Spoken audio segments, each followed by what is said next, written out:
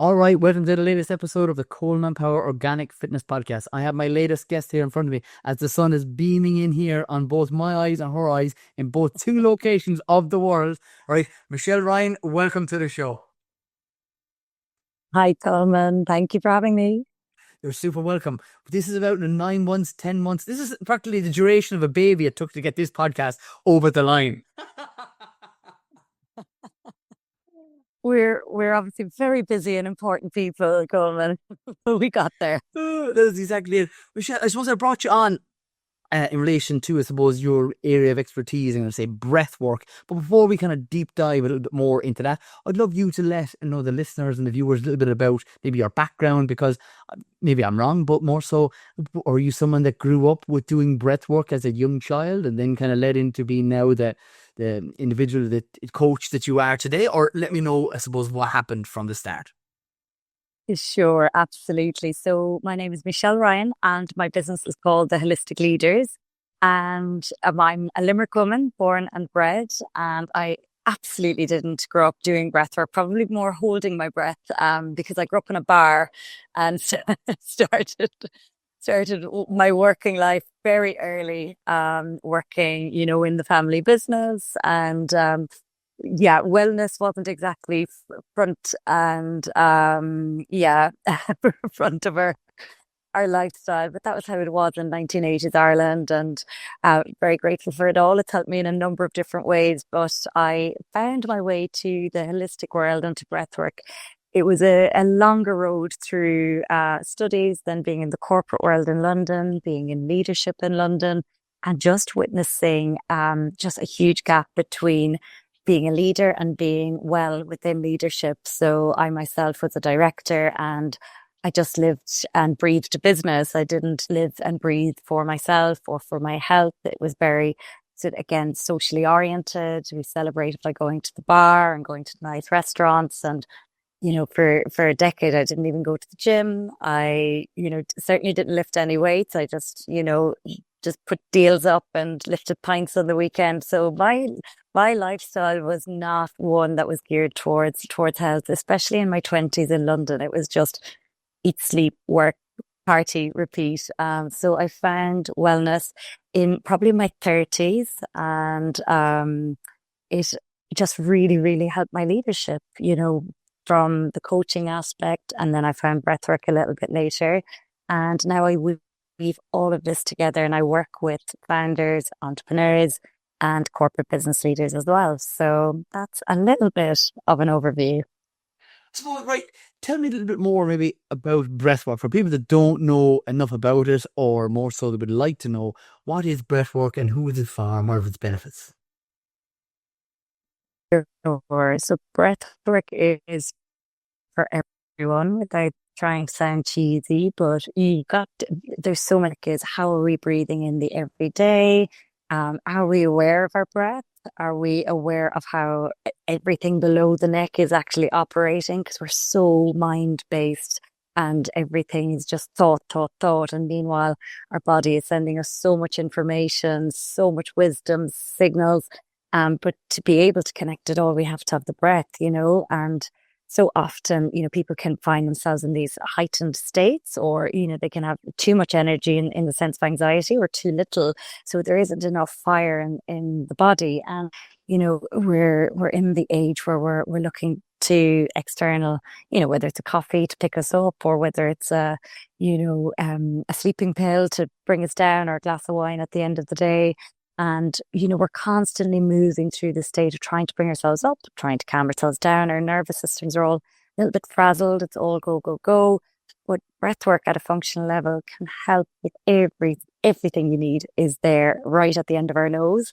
And it's free. That's the beautiful thing about it. So you've got functional breath work, and then the breath work that I love to work with is a transformational style. So this is called conscious connected breath. So I'm not sure if you're familiar with that yourself, or would you like me to expand on it? No, I have, I'm pretty sure, attended one breathwork class as part of, I suppose, my own health regime.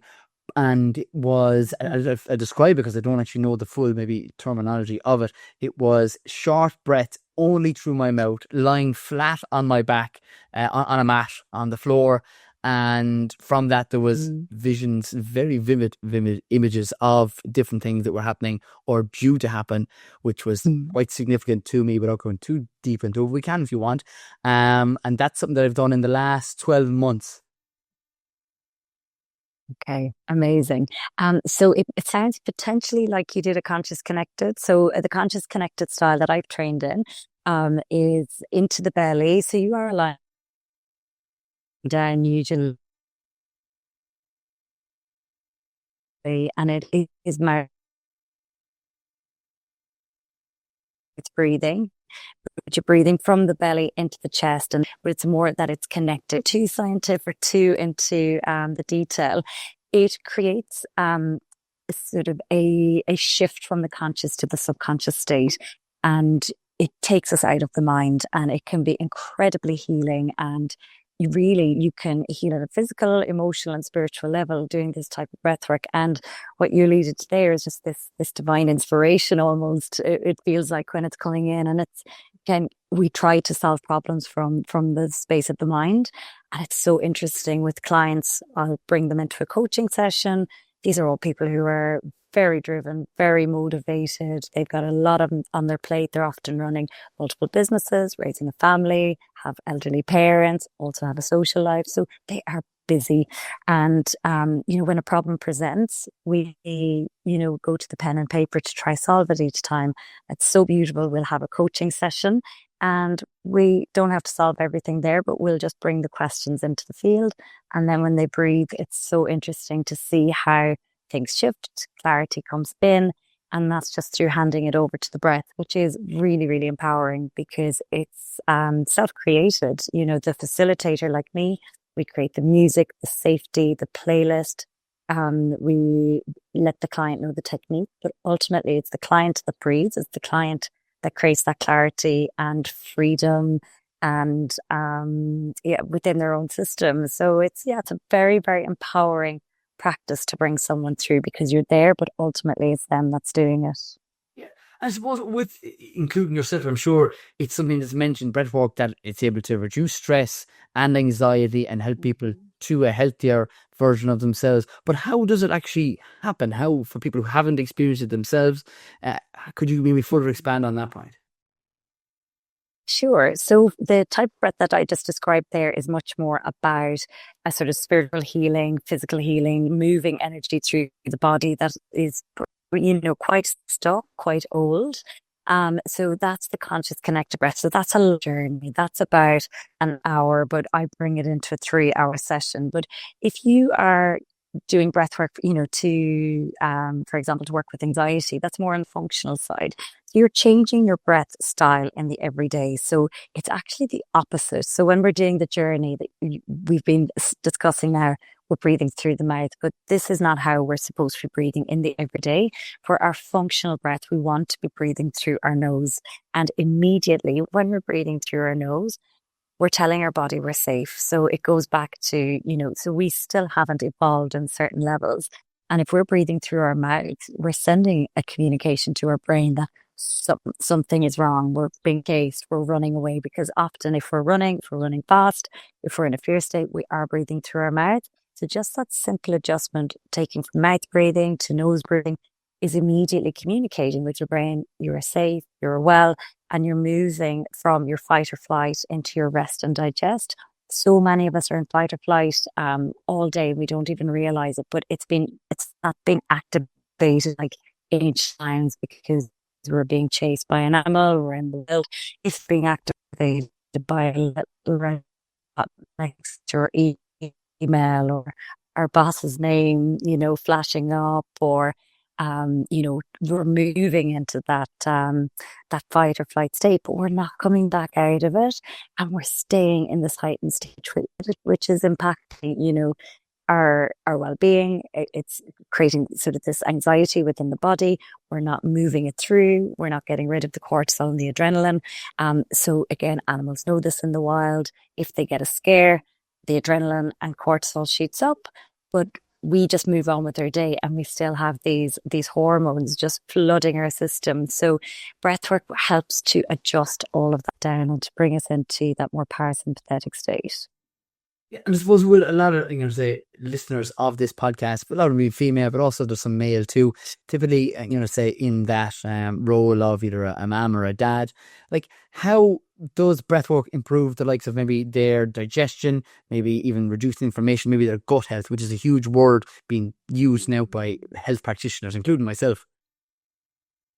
Yeah. So gut health isn't my specialism, but I can speak to the vagus nerve. So this is what's going to be connecting our brain and our gut. And when we breathe in ways, we can stimulate the vagus nerve. So it's not fully in communication mode between the gut and the brain. So certain types of breath work can stimulate this, activate it so that there is a better communication going from one to the other. Yeah, good. And So yeah. I love it's simple things that people sometimes mightn't even realize, that the likes of the gut and the likes of the brain are connected, and what's in between that is the likes of the lungs. I'm sure it's in the controlled manner of breath, done in such a way that it really aids in the gut brain connection. Mhm. Yeah, absolutely. And yeah, that's right. Who do you see, I'm going to say, on a regular basis that benefits from it? Is it, you're going to say, busy entrepreneurs, or is it just the general public that you mostly deal with? I'm going to say, Michelle? I mean, everyone can benefit from learning how to breathe at a functional level. Conscious connected breathwork is or is not for everyone. It really depends on where you're at. It depends on your level of curiosity. If you're on a sort of self-development journey, I mean, I would recommend it to everyone, but you have to be very open-minded to it. But the functional breathwork, just breathing in through your nose, finding rhythmic breathing in for 4 seconds, out for 6 to calm the system. All of that type of breath work can be for the general public and leaders, of course. I myself specialize across the board with leaders. That is my business. So because I was in that field myself, I'm now running my own business. I just love working with the boss, the leaders, because when I work with them and they become more centered, more calm, more clear in their mission, their vision, they are better bosses. They're kinder, they're calmer, and they've got a much better vision, and they can be more impact led then with what they're bringing to the world. So for me, it's just a little pebble in the water, and just by impacting them. So yeah, that's what I love to do. Is there specific times that breathwork should be carried out, Michelle, in relation to either first thing in the morning or before lunch or later on in the evening or even before we go and fall asleep? Or does it matter? There is a breathwork. Honestly, it's like a pick and mix. There is a breathwork style for every part of the day. No, I really mean it. So you can do one type of breathwork to energize yourself in the morning, and you can bring in a little bit of physical movement. Often then, I don't know about you, but do you ever get this sort of 3-4 o'clock slump? A lot of clients, a lot of people seem to get that. And then it's that real danger zone where either you're reaching for something sweet, or, I mean, when I was in London, I used to have a coffee o'clock in the day, and then I would wonder why I couldn't sleep at night. And now it's like a hard 12 o'clock, midday cutoff point for any caffeine. And I recommend that to all of my clients as well. It's just as simple as, if we're not sleeping, we're not able to perform well the next day, and everything is a bigger deal.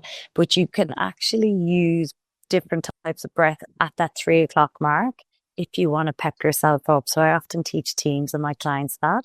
And then in the evening, you can bring another breath to bring yourself down. 4-7-8 breathing is beautiful. You breathe in for 4 seconds, hold for 7, and then breathe out very, very slowly, like you're almost like exhaling through a straw. And if you do that 4 or 5 rounds, you're going to wake up and you won't even have remembered drifting off, because it brings you into that nice calm state, and it's beautiful for sleep. So yeah, there is actually a breathwork style for everything.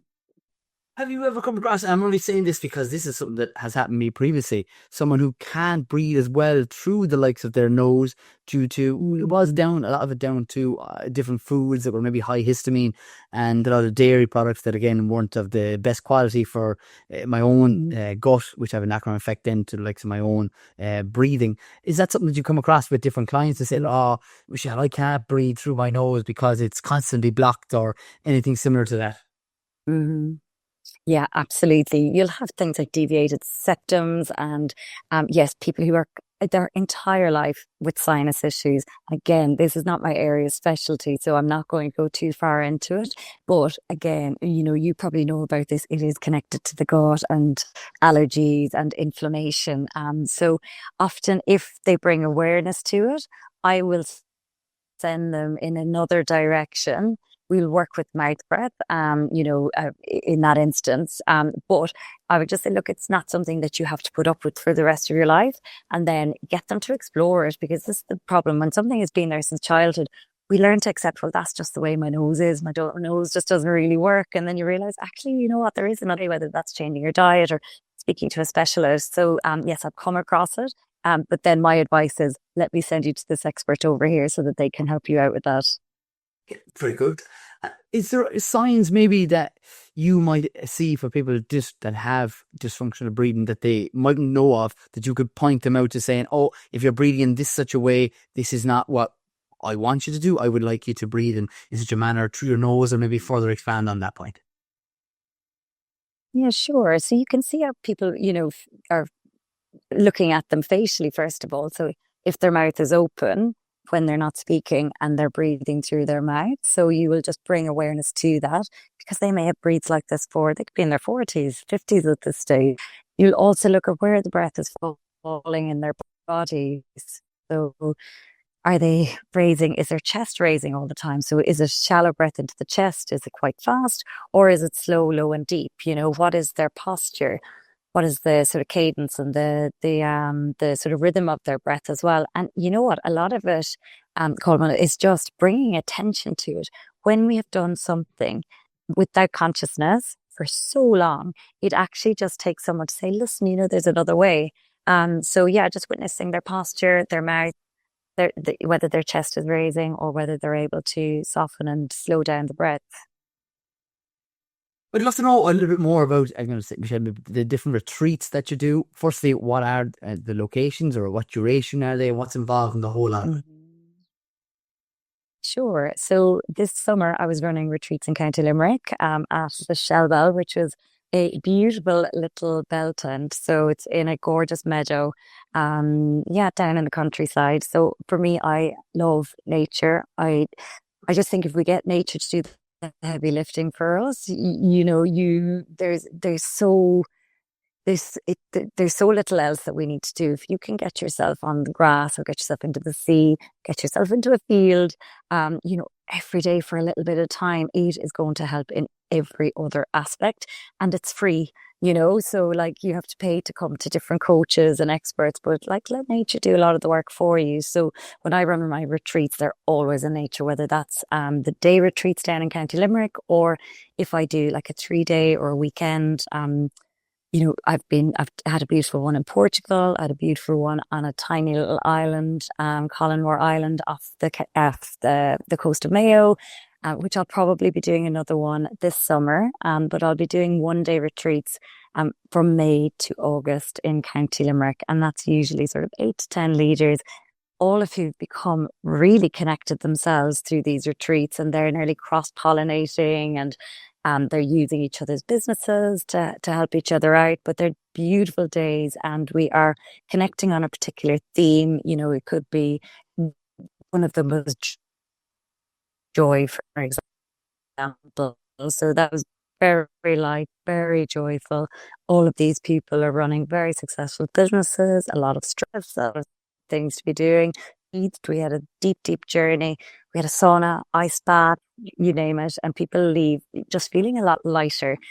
So even though I work with leaders, I'm not really the boardroom type coach. I'm rather bringing you out of boardroom and into nature. And then that's how I want to impact you. And it does, it gets people back into their sort of their playfulness, their joy. And you know what it's like, no matter what business you're in, we buy from people. We buy from people with lovely energy and who we connect with. And when you are in your, your nicest state, things flow, so it's just helping clients with the getting away from the pen and paper, getting back into their bodies, connecting with their breath, connecting with each other, being in nature, and just, yeah, letting that do the work for them. Yeah, that's such a great point. A lot of people are in the offices. They go from the comfortable, I'm going to say, bedroom with the electric blanket on to the downstairs kitchen with the underfloor heating. They boil the kettle. They bring their warm coffee. They hug it in here. They might even bring the water bottle and put it on their lap as they drive to work in the car to the office, which is heated for 8 hours. Come home and rinse and repeat the exact same in reverse. Floor to the electric blanket again. We don't come out of, I'm going to say, that comfort zone, which then you're going to say we are being attacked from all angles with social media to, I'm going to say, everyone else's emails to news and wars and from other different countries. And that's what's putting us all in this, I'm going to say, stressful, anxiety kind of a position. And just like for people who don't and can't see yourself, Michelle, you're outside in full spectrum sunlight. There's birds, there's trees behind you. And that's what a lot of people are missing. Right? And you're someone that's extremely healthy. If they haven't checked you out already, we'll be checking out your social medias and tagging them up here in the show notes. But like, that's all part of being healthy. But a lot of people miss doing the simple things because it isn't anything extraordinary. It's actually doing the ordinary things extraordinarily well. Yes. Oh, I love that. I'll have to write that one down. But the thing is, coming like I wasn't always this way, so I think it's really, really important. I'm very, I'm health oriented. I've got a good balance with it, but now I'm here in Cape Town, so it's easier. The reason I come here in the winter is because it does make it easier. My environment, makes it, kind of, it just, the sun is shining. It's bright at 5 a.m. and I'm near the sea, as opposed to when I'm in Limerick, I'm 90 minutes to the sea. So all of the things that happen off the back of the environment being sort of closer and easier, I'm very, very aware of that because I know my own behaviours when I'm in Ireland during the winter as well. But it's just about being very intentional where we can, just to check in with our bodies every day, check in with our minds, check in with their souls. Like, how are they, first of all? And then second of all, what do they actually need? And then doing our best to try give back to our own needs, and just being aware of that. And, for 10 years, I didn't think about any of this in London. It was get on the tube, get to work on time, go to the pub after, go home, sleep. It was the same. So like, I'm always very, very honest about that I had to learn these good habits and the waking up early. Like when I was a student, I'd have slept till midday, no problem whatsoever. So I was not born having all of these really good habits, and they can fall away if I let them. I have to be very intentional about who I want to be and how I want to show up. And I think because it hasn't been easy, I'm very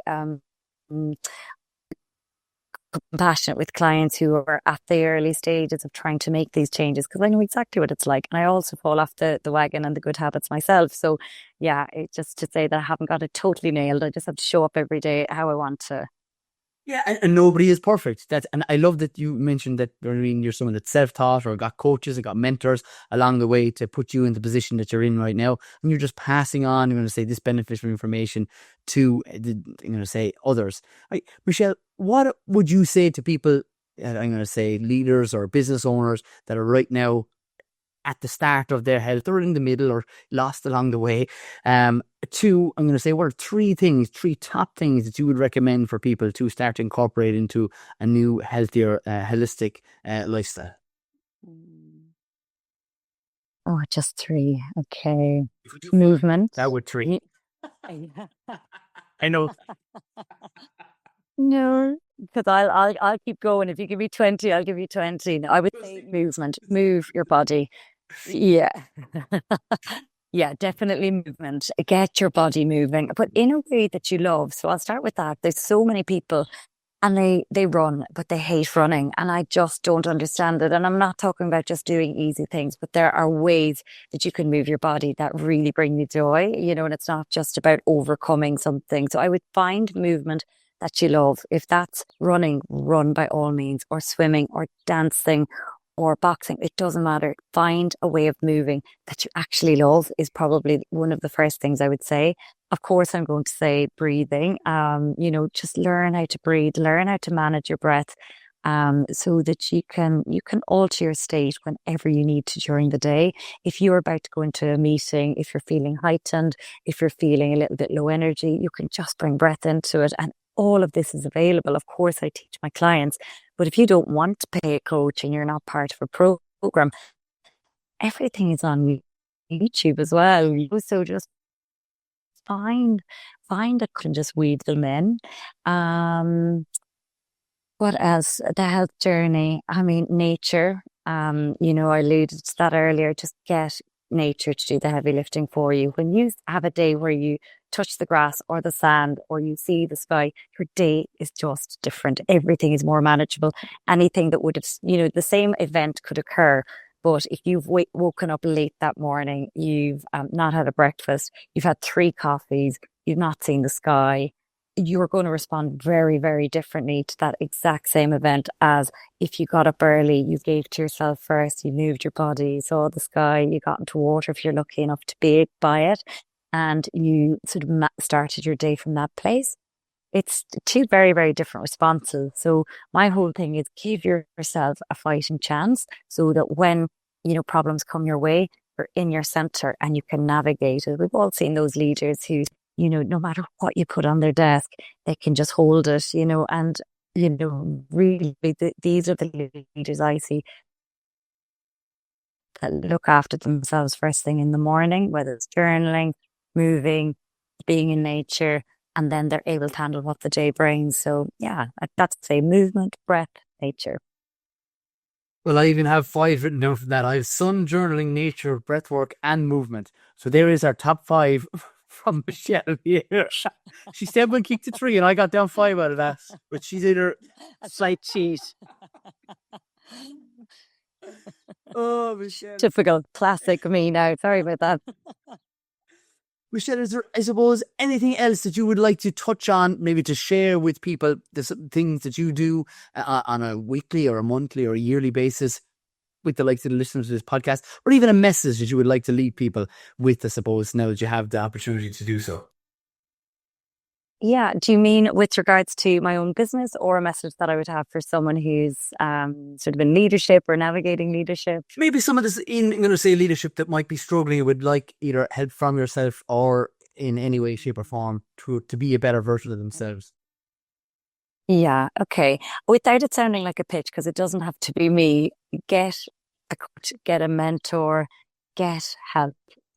You there's also a lot of help available as well, join a network. So I think to female leader in a very sort of male oriented industry, and I thought I had to know it all, be it all, do it all, and everything stopped with me, and I was like a pressure cooker. I had nobody that I was willing to look vulnerable in front of.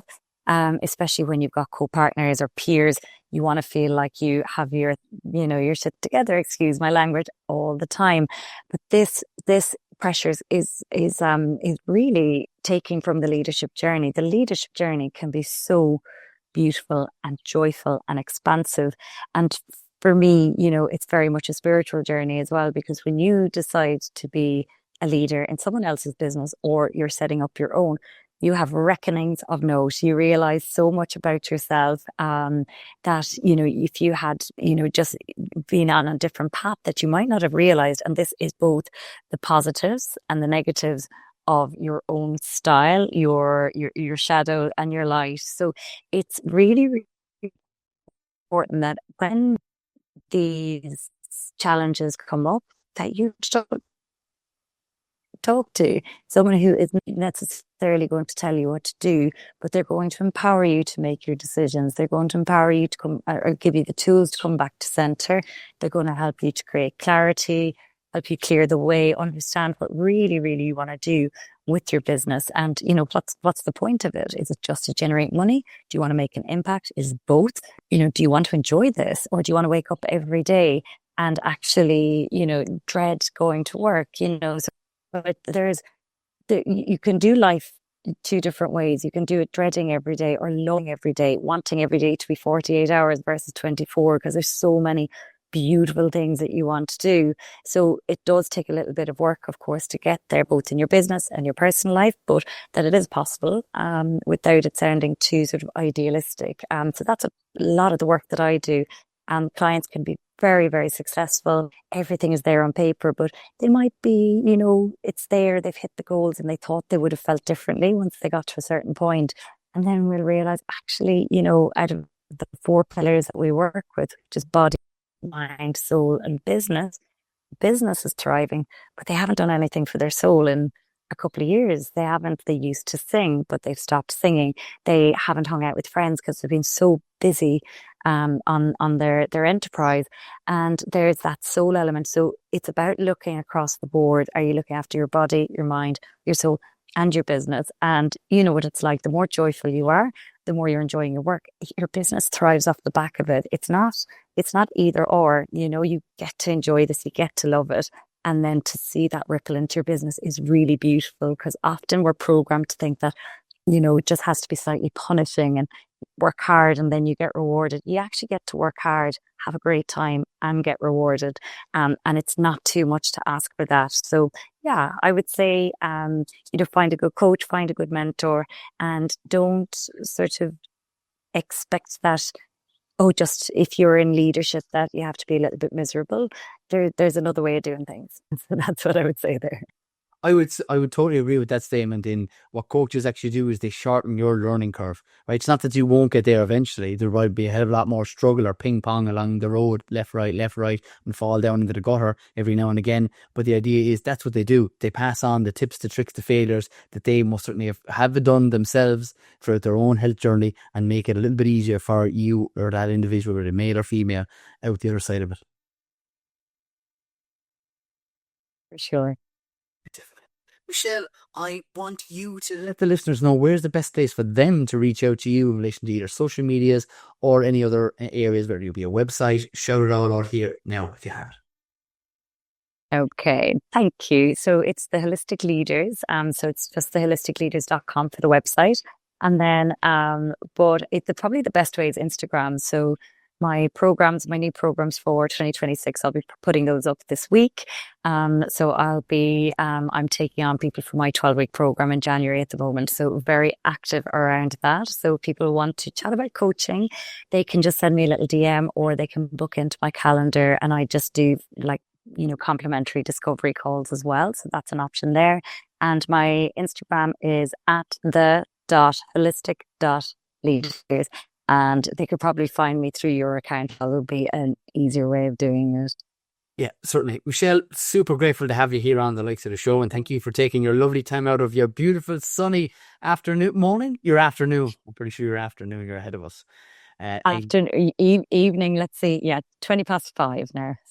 5 as the sun is going down. But ours is heading down too, but probably at a different angle to what yours is in Cape Town. All right, Michelle, I'm going to say thank you very much for onto the podcast, and we'll talk to you again soon.